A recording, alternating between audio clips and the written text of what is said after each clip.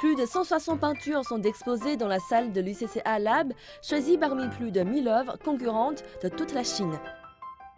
L'exposition vise à donner aux petits peintres l'occasion d'exprimer leur compréhension du futur et de la relation entre l'homme et la Terre.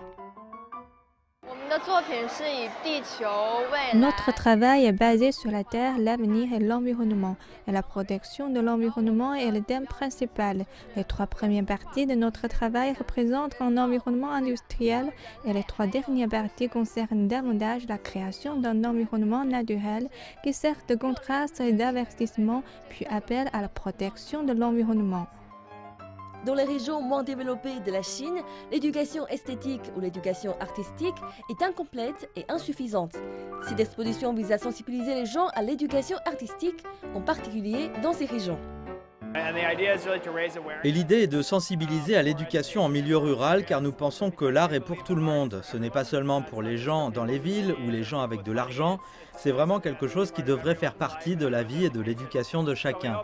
Nous espérons donc qu'une exposition comme celle-ci pourra montrer cette prise de conscience et montrer cet engagement à travailler avec les enfants.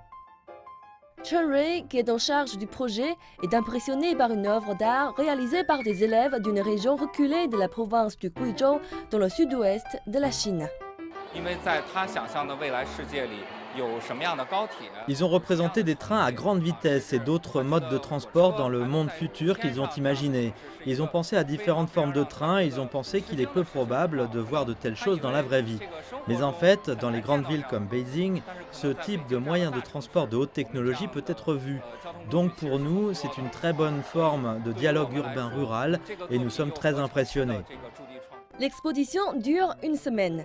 L'UCCA et la Fondation chinoise pour la réduction de la pauvreté déclarent qu'ils accueilleront ce type de projet plus fréquemment et espèrent les présenter à un public plus large et à plus d'enfants.